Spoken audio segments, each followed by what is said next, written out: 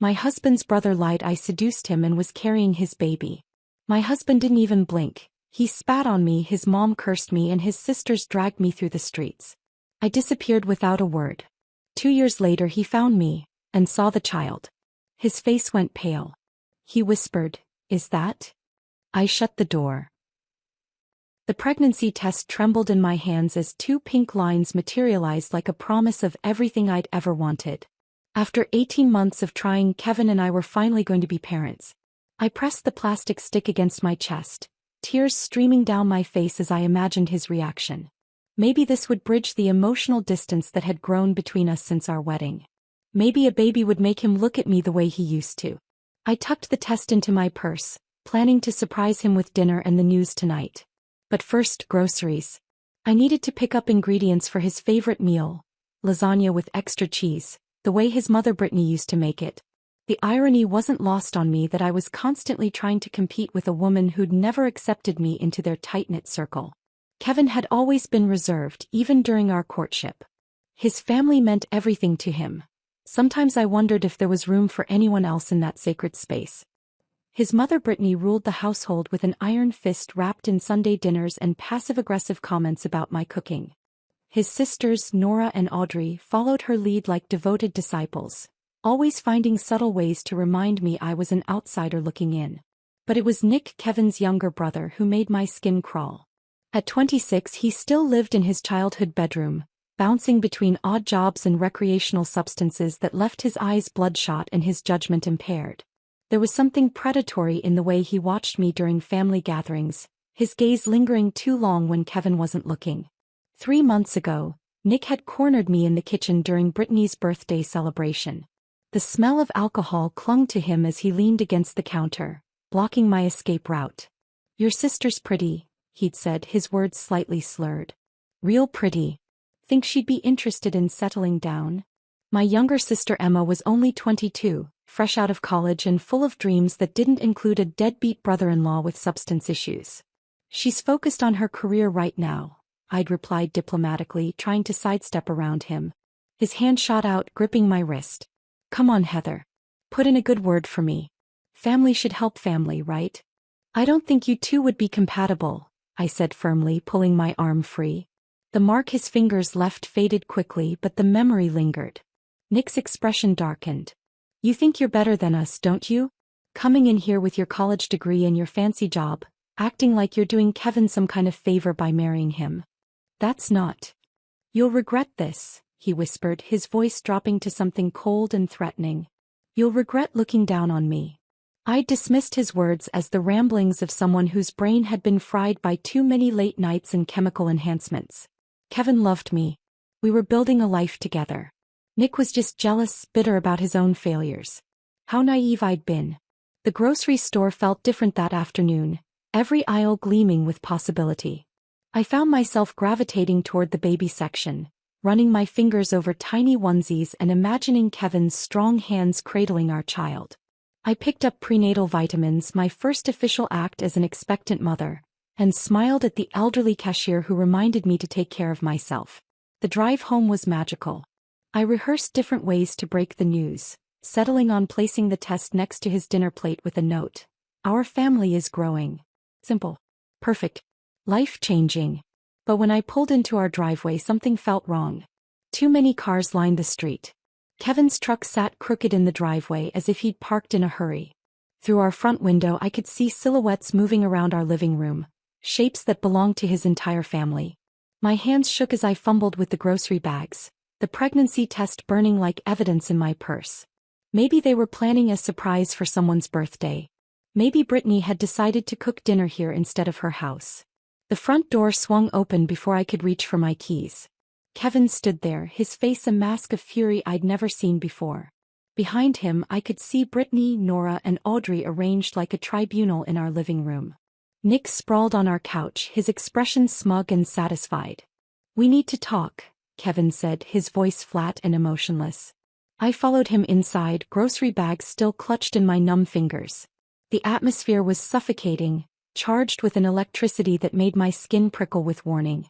"Sit down," Brittany commanded, her voice sharp enough to cut glass. I remained standing, clutching the bags like a shield. What's going on? Kevin held up a piece of paper, official looking with medical letterhead and scientific terminology scattered across its surface. My eyes struggled to focus on the words, but certain phrases jumped out. DNA paternity test, conclusive results, biological father. Care to explain this? Kevin's voice cracked like a whip. I stared at the document, my brain refusing to process what I was seeing. I don't understand. What is this?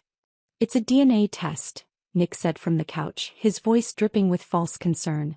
Kevin found it in your things. Apparently you've been keeping some pretty big secrets. The grocery bag slipped from my hands, cans rolling across our hardwood floor. That's impossible. I've never taken any DNA test. I don't know what this is.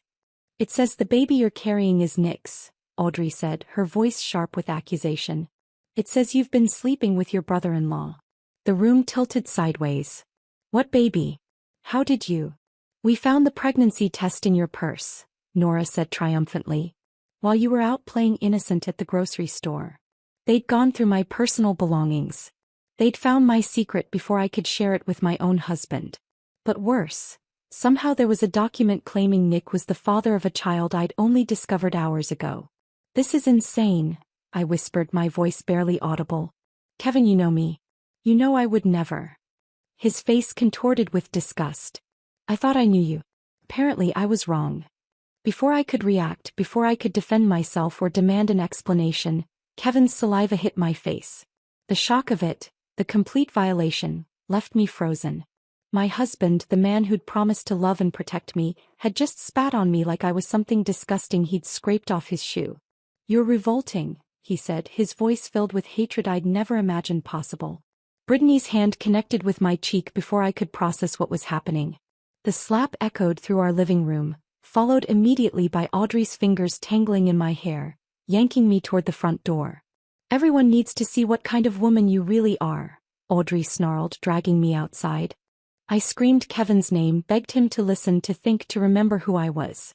But he stood in our doorway watching as his sisters humiliated me in front of our neighbors, his face empty of any love that had ever existed between us.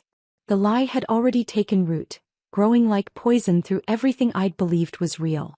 The streetlights blurred through my tears as I stumbled away from what used to be my home. My face still stung from Brittany's slap, my scalp throbbed where Audrey had yanked my hair, but the physical pain was nothing compared to the hollowness spreading through my chest. Behind me, I could hear car doors slamming, engines starting, the family retreating back to their fortress of self-righteousness. I didn't look back. Not once. My Honda Civic sat in the driveway like a faithful friend, the only thing in this nightmare that hadn't betrayed me. I slid behind the wheel, my hands shaking so violently I could barely grip the steering wheel. Where could I go? My parents had died in a car accident when I was 19. A fact that had drawn Kevin to me initially, his protective instincts activated by my orphan status. Now that protection felt like a cruel joke. Aunt Peyton lived 3 hours north, but she was 72 and battling her own health issues. The last thing she needed was her pregnant niece showing up on her doorstep with a scandal that would probably give her a heart attack. I couldn't do that to her. I couldn't burden the only family I had left with the wreckage of my life. I drove aimlessly through the suburbs, past houses glowing with warm light, families gathered around dinner tables, children safe in their parents' love. Everything I'd thought I had. Everything I'd lost in the span of 30 minutes. My phone buzzed against the passenger seat. Kevin's name flashed across the screen, then disappeared when I didn't answer. It buzzed again. And again. I finally grabbed it and powered it off completely, the sudden silence more terrifying than the incessant ringing. Claire. The name hit me like a lifeline thrown to a drowning person. We'd been roommates in college, sisters by choice if not by blood. She'd moved to Portland 2 years ago for work, but we'd stayed close. If anyone would understand, if anyone would help without judgment, it would be Claire. I pulled into a gas station parking lot and used the payphone, an ancient relic that suddenly felt like salvation. My fingers trembled as I dialed her number from memory. Hello. Her voice sounded sleepy, confused. Claire, it's me. Heather. I'm sorry to call so late, but My voice cracked, the words catching in my throat like broken glass. Heather. What's wrong? You sound terrible. The concern in her voice, The immediate shift from confusion to protective mode broke something loose inside me. I sobbed into the grimy payphone receiver, gasping out fragments of the story between tears. The fake DNA test. Kevin's spit. The humiliation. The pregnancy that should have been a blessing but had become my destruction. "Get in your car right now," Claire said, her voice steel-wrapped in velvet. "Drive to Portland. Don't stop, don't think, just drive. I'll have coffee ready and a bed made up. We'll figure this out together." The 6-hour drive passed in a blur of highway lights and rest stops. I survived on gas station coffee and determination, my belly cramping occasionally, reminders of the tiny life growing inside me, innocent of the chaos surrounding its conception. Every mile that stretched between me and Kevin felt like another stitch in the wound, painful but necessary for healing. Claire met me at her apartment door wearing pajamas and a fierce expression that dared the world to hurt me further. She took one look at my face and pulled me into a hug that felt like coming home. "We don't have to talk about it tonight," she whispered into my hair. "But tomorrow we're going to destroy whoever did this to you." Her guest room became my sanctuary. Claire worked as a graphic designer, mostly freelance, which meant flexible hours and the ability to check on me throughout the day. She bought prenatal vitamins without being asked, stocked the refrigerator with foods that wouldn't trigger my morning sickness, and never once questioned my version of events. "You could fight this," she said one evening as we sat on her couch, sharing a pint of mint chocolate chip ice cream. "Expose the fake DNA test. Make them pay for what they did." I pressed my hand against my growing belly, feeling the first flutter of movement that would later become kicks and hiccups and tiny feet pressing against my ribs. What if I can't prove it was fake? What if they've already convinced everyone? What if fighting just makes it worse? Claire studied my face in the lamplight. "What do you want to do?" "Disappear," I said without hesitation. "Completely. Let them live with their lie while I build something real." She nodded slowly. "Then that's what we'll do." The transformation began the next week. I applied for remote work positions, leveraging my marketing background to secure a position with a company that didn't care where I lived as long as I delivered results. Claire helped me set up a home office in her spare room, creating a workspace that felt professional and permanent. Months passed in a cocoon of quiet productivity.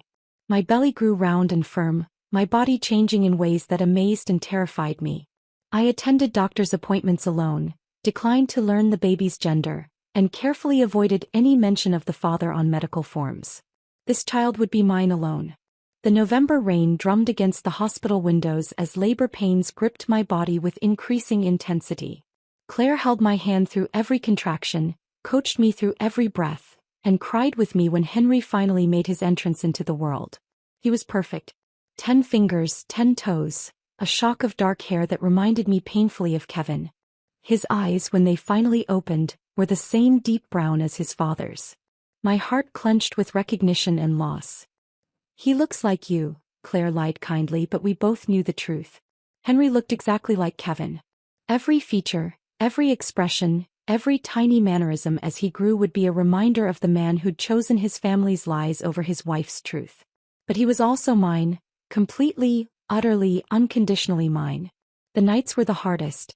When Henry cried and I walked the floors of Claire's apartment, I sometimes imagined calling Kevin.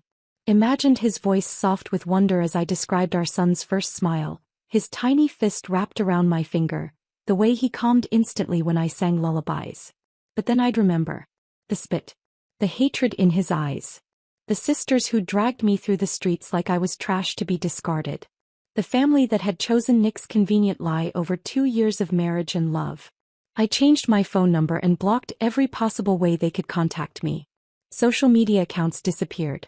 Old email addresses were abandoned. Heather Morrison, Kevin's wife, ceased to exist. In her place, I became Heather Collins, single mother, survivor, woman who'd learned that sometimes the greatest revenge is simply refusing to be destroyed. Henry and I built our quiet life in Portland, far from the poison of lies and false accusations. My absence became my statement. My silence became my strength. They'd wanted me gone. I gave them exactly what they wanted, and somehow that felt like winning. 2 years of peace shattered with a single phone call on a Tuesday morning. Henry was building towers with colorful blocks in our living room, his chubby fingers carefully stacking each piece while making soft vroom sounds. At 24 months he was becoming a little person with opinions and preferences, his father's stubborn streak already emerging when bedtime approached. Claire's voice carried an edge I hadn't heard since that first night I'd arrived on her doorstep. "Heather, we need to talk. Someone's been asking about you." My coffee cup froze halfway to my lips. In 2 years no one had come looking.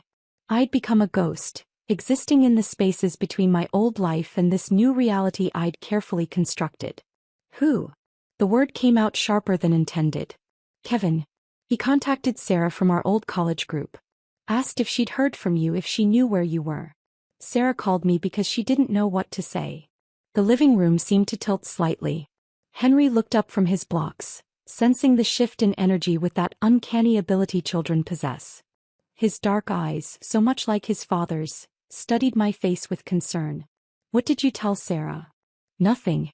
"But Heather," he sounded desperate. "Sarah said he was crying on the phone." I set down my coffee with hands that had begun to shake. "I don't care if he was screaming. He made his choice 2 years ago." But Claire's silence stretched too long and I knew there was more. "What aren't you telling me?" Sarah mentioned something else. "Kevin's brother, Nick, he's been in the hospital. Something about pneumonia that turned serious." She heard it through the grapevine. The mention of Nick's name still made my stomach clench, but I felt no sympathy for his illness. Good. Maybe karma finally caught up with him. What I didn't know, what I couldn't have imagined, was that in a sterile hospital room 3 states away, Nick was drowning in more than just fluid in his lungs. The infection had triggered a high fever that broke down the walls he'd built around his conscience. And in his delirium, the truth began pouring out like poison from an infected wound. Kevin had been maintaining a vigil at Nick's bedside, their mother rotating shifts with their sisters. The family that had rallied so quickly to destroy me now gathered to save the one who'd orchestrated it all. But guilt, it turned out, was a more persistent infection than pneumonia. "I did it," Nick had whispered through the oxygen mask, his voice barely audible above the machines monitoring his failing body. "I made it all up." Kevin initially thought it was fever talk, meaningless rambling from a brain struggling with infection and medication. But Nick kept repeating it, becoming more agitated when no one seemed to understand. "The DNA test. I faked it. Heather never. She never did anything. I wanted to hurt her because she wouldn't help me with her sister. I wanted to destroy her." The confession came in fragments over several delirious hours, each piece falling into place like a jigsaw puzzle revealing a picture too horrible to comprehend. Nick described how he'd found the pregnancy test in my purse when I'd left it unattended during a family dinner. How he'd researched online laboratories and created a convincing fake document using medical terminology and official-looking letterheads. How he'd planted it where Kevin would find it while I was out buying groceries for the surprise dinner that never happened. Kevin's world imploded in that hospital room. The brother he'd defended, the family member whose word he'd taken over his wife's, had systematically destroyed the only good thing in Kevin's life. And he'd helped. He'd been the weapon Nick used to tear apart my world. The attack happened right there in the ICU. Kevin's hands found Nick's throat before rational thought could intervene, alarms screaming as medical staff rushed to separate them. Security was called. Kevin was banned from the hospital for 24 hours while Nick's condition stabilized. But the damage to their family had just begun. Kevin stormed into his mother's house like a hurricane, demanding answers, screaming questions that had no good responses. Had they known? Had they suspected? How could they have been so quick to believe Nick's lies? Brittany's breakdown was spectacular and ugly. She'd orchestrated my public humiliation, led the charge to drag me through the streets like a scarlet woman. The realization that she'd destroyed an innocent woman, her own daughter-in-law, sent her into hysterics that required medical intervention. Nora and Audrey faced their own reckonings. The sisters who'd been so eager to play judge and jury found themselves confronting the reality that they'd participated in ruining the life of someone who'd done nothing wrong. The guilt consumed them in different ways. Nora developing panic attacks that left her unable to sleep. Audrey throwing herself into volunteer work at women's shelters as if she could somehow balance the scales of karma. Kevin's search for me began that same week. He started with the obvious places. Hospitals where I might have given birth, apartment complexes near where we'd lived, old coworkers who might have stayed in touch. He hired a private investigator who came up empty-handed. I'd vanished more completely than any of them had imagined possible. Desperation drove him to create fake social media profiles, joining groups for new mothers, scanning photos for a glimpse of my face. He contacted every mutual friend we'd ever had, leaving voicemails that grew more frantic with each passing day. If you hear from Heather, please tell her I know the truth now. Please tell her I'm sorry. Please tell her I'll do anything to make this right. But I'd severed those connections so thoroughly that his messages fell into voids. The private investigator's report was devastating in its completeness. No credit cards, no lease agreements, no employment records, no digital footprints. Heather Morrison had effectively ceased to exist. The breakthrough came from an unexpected source. Claire had been watching my emotional deterioration as Kevin's search intensified. The stress was affecting my work, my sleep, my ability to be fully present for Henry.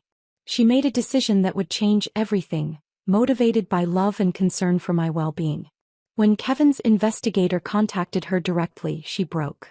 Not completely, she didn't reveal my location or current identity. But she confirmed that I was alive, that I was safe, and that I had indeed been pregnant when I disappeared. She had the baby, Claire told the investigator, her voice heavy with the weight of betrayal she was committing against my trust. And you need to know, the child looks exactly like Kevin. Nothing like Nick. Nothing at all. That single thread was all Kevin needed. He followed it back to Claire, staking out her apartment building, tracking her movements, waiting for the moment when desperation would overcome my careful security measures. The hunt had begun and my 2 years of peace were about to end. The knock came at 6:47 p.m. on a Thursday evening, just as Henry and I were finishing our ritual of watering the small herb garden we'd planted together in Claire's backyard. The sound echoed through the apartment with a finality that made my blood freeze. Not the casual tap-tap of a neighbor or the rhythmic pattern of a delivery driver. This was deliberate, measured, weighted with intention. Henry looked up from the tiny watering can he'd been using to drench the basil plants, his little face bright with the simple joy of helping. "Door, Mama." I knew. Without looking through the peephole, without checking the security monitor Claire had installed after my arrival, I knew exactly who stood on the other side of that wooden barrier. My body recognized the sound the way trauma survivors recognize their triggers. Instantly, viscerally, completely. My hands shook as I approached the door, Henry trailing behind me with his watering can still clutched in his fists. Through the peephole, Kevin's face appeared distorted by the fisheye lens, but unmistakably him. He looked like he'd aged a decade in 2 years. His cheeks were hollow, his eyes sunken into dark circles that spoke of sleepless nights and endless guilt. The strong jawline I'd once loved to trace with my fingertips now looked sharp enough to cut glass. I opened the door just wide enough to see him clearly, keeping the chain lock engaged. The late afternoon sun cast long shadows across the hallway, but nothing could hide the devastation written across his features. "Heather." My name fell from his lips like a prayer, broken and desperate. Behind me, Henry had gone silent in that way children do when they sense adult tension. I could feel his presence at my hip, his small body warm against my leg as he peered around me with curious eyes. Kevin's gaze dropped to Henry and I watched his face transform. The recognition was immediate and devastating. Henry's dark hair caught the hallway light the same way Kevin's did. The shape of his nose, the set of his shoulders, even at 2 years old, it was like looking at Kevin as a toddler. "Is that?" Kevin's voice cracked, the question hanging in the air between us like smoke. I didn't answer. Instead, I stepped back and closed the door with a soft click that seemed to echo through the entire building. But Kevin didn't leave. I could see his shadow beneath the door, could hear him breathing on the other side of the wood. For 20 minutes, he stood there in absolute silence while Henry and I finished dinner, while I gave Henry his bath, while I read him his bedtime story. Only when the hallway lights switched to their dimmer evening setting did I hear his footsteps finally retreating. He returned the next evening. And the evening after that. On the 4th day I found a letter slipped under the door. My name was written across the envelope in Kevin's careful handwriting, the same script that had once adorned love notes hidden in my lunch bag. I threw it away without opening it. More letters followed. Gift boxes appeared outside the door, children's toys that remained unopened, flowers that wilted in their wrapping paper, photos of our wedding day that made my chest ache with phantom pain. I donated the toys to charity and threw everything else in the dumpster behind Claire's building. The apologies came through the door itself, Kevin's voice muffled but audible as he spoke to the wood as if it were my face. I know you're in there. I know you can hear me. Please, Heather. Just let me explain. Henry began asking questions. Why sad man talk door, mama? I told him the man was confused that he had the wrong apartment. But children see truth in ways adults can't, and Henry's eyes held knowledge beyond his years when he looked at that door. The breaking point came on a Tuesday night when I'd worked late on a particularly demanding project. Claire was out of town visiting her parents and the apartment felt too quiet, too vulnerable. I'd just gotten Henry settled in his crib when I heard movement in the hallway. Kevin wasn't knocking this time. He was sitting against my door, his back pressed to the wood, and he was crying. Not the careful, controlled tears of a man trying to maintain dignity, but the raw, ugly sobs of someone whose world had completely collapsed. I believed them, he whispered to the door, his voice barely audible through the wood. God help me, I believed them because it was easier than admitting I might be wrong. It was easier than standing up to my family. It was easier than choosing you over them. I pressed my own back against the door, separated from him by 3 inches of wood and 2 years of devastation. I threw away everything good in my life because I was a coward. Because I let them convince me that their version of events made more sense than trusting the woman I married. The woman I promised to protect. His voice broke completely then, and I could hear him struggling to breathe through his tears. I see your face every night when I close my eyes. I see the way you looked at me when I spit on you. I see the confusion, the betrayal, the way your whole world fell apart in that moment. And I know I did that. I destroyed the best thing that ever happened to me because I was too weak to fight for you. I slid down the door until I was sitting on the floor, my knees drawn up to my chest, listening to the man I'd once loved pour his heart out to a piece of wood. That little boy in there, he's mine, isn't he? He has my eyes. My mother's chin. The way he holds his head when he's curious, I used to do that as a child. He's my son, and I'll never get to know him because I chose to believe a lie instead of trusting my wife. When I finally spoke, my voice was steady and cold. You're right. You'll never know him. Because I'm not the same woman who loved you, Kevin.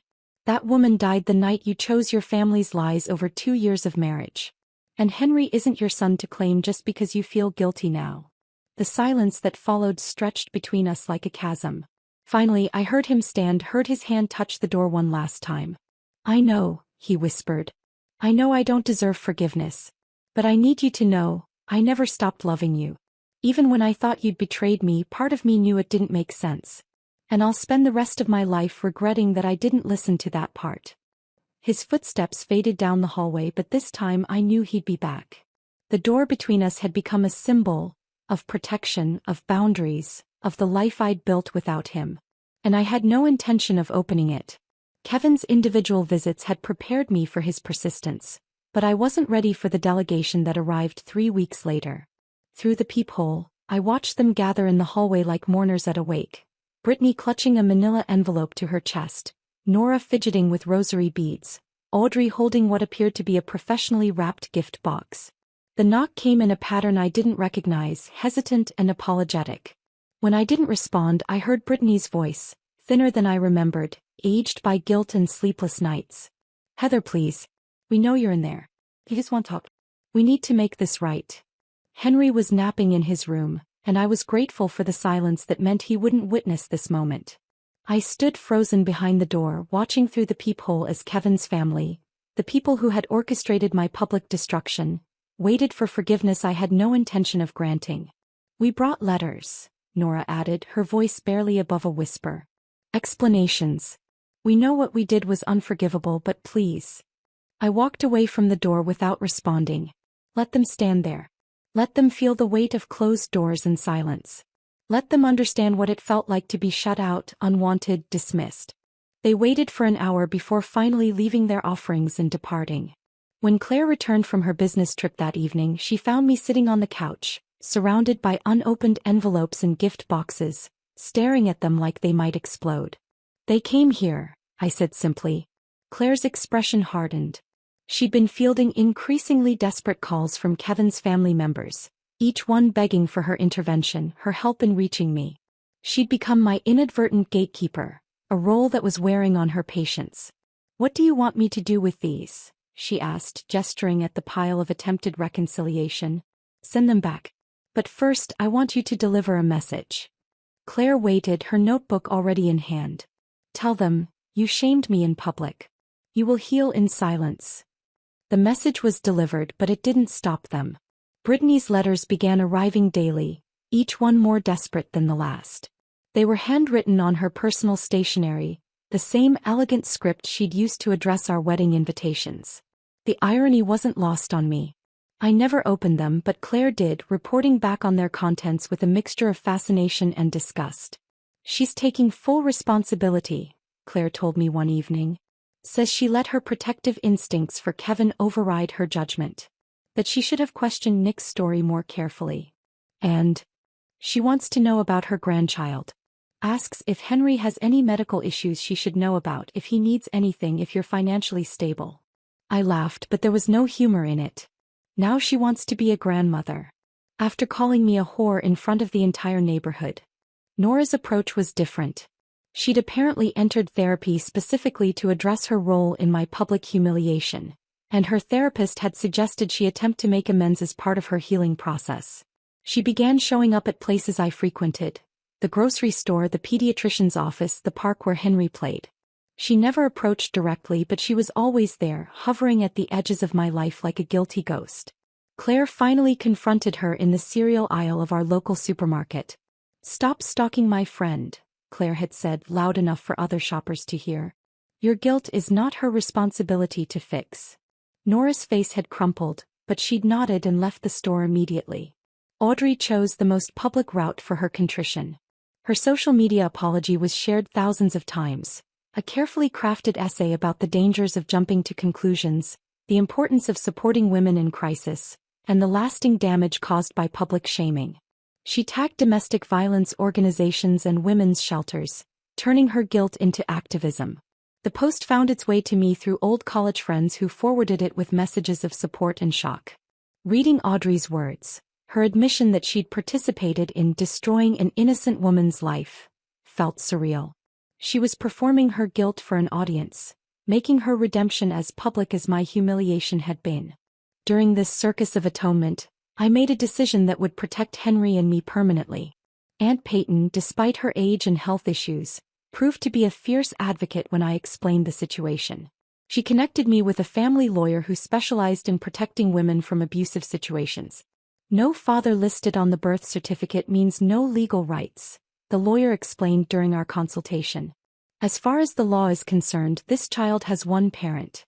You maintain that position from birth, which strengthens your case significantly." We created what the lawyer called a legal firewall, documentation that would prevent any future custody claims, visitation demands, or interference in Henry's life.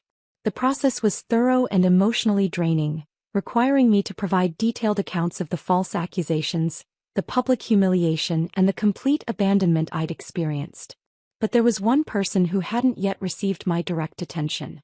Nick, the architect of this destruction, was still recovering from his illness, still hiding behind his family's attempts at reconciliation. I wrote him exactly one letter. One sentence on plain white paper. "You destroyed a woman and created a mother. That child will never know your name." I never heard back. The pressure from Kevin's family eventually wore him down to the point of desperation. He began leaving increasingly frantic voicemails for Claire, begging for just one conversation, one chance to see his son, one opportunity to prove he'd changed. Against my better judgment and influenced by Claire's growing exhaustion with the situation, I finally agreed to meet him. Not at my apartment, not on my territory, but at a neutral location. A family restaurant with bright lights and plenty of witnesses. I brought Henry, curious to see Kevin's reaction to the child he'd rejected, the son he'd never held. Kevin arrived early and was already seated when Henry and I walked in. I watched his face as we approached the table, saw the exact moment recognition hit him like a physical blow. Henry, now walking confidently and chattering constantly, was an unmistakable miniature version of his father. "Hi," Henry said to Kevin with the fearless friendliness of a toddler, climbing into the booster seat across from this stranger who shared his eyes. Kevin stared at his son, our son, with an expression of wonder and devastation that was painful to witness. Henry smiled back, completely unaware of the seismic emotional shifts happening around him. I don't deserve him, do I? Kevin whispered, his voice barely audible above the restaurant's ambient noise. I said nothing. Because he was right. And some truths don't require acknowledgement to remain absolute. That single meeting at the restaurant changed everything and nothing all at once. Kevin's whispered acknowledgement, I don't deserve him, do I? Hung in the air between us like smoke from a dying fire. Henry, oblivious to the weight of the moment, had colored on his kids' menu and asked Kevin if he liked dinosaurs. The normalcy of childhood innocence against the backdrop of adult devastation created a surreal tableau that would replay in my mind for months. I established rules after that meeting. Rigid, non-negotiable boundaries that would govern any future contact. Kevin could see Henry once annually on Henry's birthday for exactly 2 hours, with Claire present as a neutral supervisor. No overnight visits. No family gatherings. No integration into the Morrison family dynamic that had destroyed us both. The first supervised visit happened when Henry turned 3. Kevin arrived with a carefully wrapped gift, a wooden train set that must have cost him a week's salary.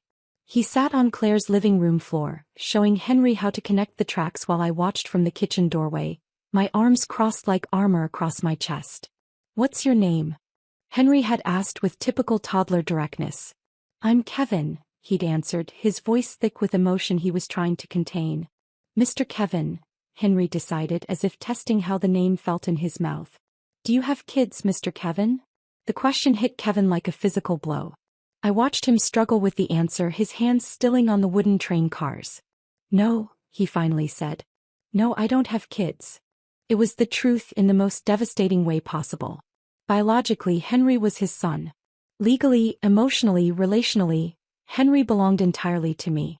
Kevin had forfeited any claim to fatherhood the night he chose his family's lies over his wife's truth. That pattern continued year after year. Kevin became Mr. Kevin, the nice man who brought expensive toys and looked sad when Henry hugged him goodbye. Henry never asked why Mr. Kevin came only once a year, never questioned why this man shared his eyes and smile. Children accept the reality they're given, and Henry's reality was me, Claire, and the life we'd built together. But Kevin's family underwent their own transformations, though I observed them from a distance like a scientist studying specimens under glass. Brittany's guilt had driven her to volunteer work at a women's shelter 2 hours away from her hometown, far enough that she wouldn't encounter anyone who knew our story. Claire heard through mutual connections that Brittany threw herself into the work with the desperation of someone seeking absolution through service. She specifically works with women who've been falsely accused or publicly shamed, Claire reported after running into a college friend who volunteered at the same shelter. Apparently, she's become quite the advocate. Helps them navigate legal systems, find safe housing, rebuild their lives. I felt no satisfaction in this knowledge, no sense that justice had been served. Brittany's transformation felt more like self-preservation than true redemption. A way to live with herself rather than genuine understanding of the damage she'd caused. Nora had channeled her guilt into journalism, writing articles for local magazines about domestic justice issues and the danger of rushing to judgment in family disputes. Her pieces were well-researched and thoughtfully written, though I detected the underlying current of personal experience that drove her passion for the subject. She'd become an expert on false accusations within families, the psychology of belief, and the lasting trauma of public humiliation. Audrey's path surprised me most. She'd left her corporate job to work with special needs children, dedicating herself to protecting the most vulnerable members of society. Her social media presence had evolved from personal updates to advocacy posts about children's rights and anti-bullying initiatives. The woman who dragged me through the streets had become someone who fought to ensure other children never experienced public shame. I didn't forgive any of them, but I recognized the change. Their guilt had transformed them into people who might actually prevent another woman from experiencing what I'd endured. It was a strange form of justice. My destruction had created advocates who might save others from similar fates. Meanwhile, Claire and I had discovered our own purpose in the wreckage. We'd started small, just conversations with women who'd reached out after Audrey's viral apology post. They found us through mutual friends, through support networks, through the underground railroad of women who'd survived false accusations and public shaming. Our support group met monthly in Claire's living room, then moved to a community center as our numbers grew. We called ourselves the Silent Strength, not because we stayed quiet, but because we'd learned that sometimes the most powerful response to destruction was to rebuild louder than we'd been broken. "We don't scream" became our unofficial motto. We don't fight. We walk away and rebuild.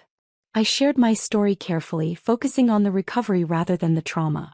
How I'd created legal protections for Henry. How I'd established financial independence. How I'd built a life that couldn't be destroyed by other people's lies because it wasn't dependent on their validation. Other women shared their experiences. Wives accused of affairs they'd never had, mothers falsely reported for child abuse by vindictive ex-partners, professionals whose reputations had been destroyed by malicious gossip. We taught each other practical skills: legal documentation, financial protection, digital security, emotional boundaries. But perhaps the most powerful part of our meetings was the simple act of being believed. In a room full of women who'd experienced false accusations, no one questioned anyone's truth. No one demanded proof or evidence. We simply listened, believed, and helped each other heal. Nick remained the one loose thread in this tapestry of transformation. His physical health had recovered, but his isolation was complete and self-imposed. He'd lost his job when his role in my destruction became public knowledge. Old friends avoided him. Even his family maintained distance, their love for him tainted by the understanding of what he'd cost them all. I heard through Aunt Peyton's gossip network that he'd moved to a different state, working odd jobs and living alone in a studio apartment. His power, his ability to manipulate and destroy, had evaporated along with his credibility. He existed but didn't live, survived but didn't thrive. I never sent him another letter, never acknowledged his existence beyond that single sentence I'd written years earlier. His punishment wasn't my responsibility to enforce. It was simply the natural consequence of his choices, the isolation that comes from being the kind of person who destroys innocent lives for petty revenge. Sometimes, late at night when Henry was sleeping and the apartment was quiet, I reflected on the nature of revenge. I'd wanted to scream my truth, to fight back, to force them all to acknowledge what they'd done to me. Instead, I'd vanished. That silence had become my sword, cutting deeper and lasting longer than any confrontation could have achieved. My absence had destroyed them more effectively than my presence ever could have. They had to live with their choices, with their guilt, with the knowledge that they'd thrown away something precious and irreplaceable. I got to live with my son, my peace, and the unshakable knowledge that I'd survived their worst and built something beautiful from the wreckage. Revenge, I'd learned, wasn't what you did to people who hurt you. It was what you refused to let them take from you again. If this story of silent revenge had you holding your breath, hit that like button right now. My heart broke when Heather told Kevin, "Henry isn't yours to claim just because you feel sorry now." That line was everything. What moment hit you the hardest? Drop your favorite scene in the comments. I read every single one. Subscribe and hit that bell because these stories of women who rebuild louder than they were broken will give you chills.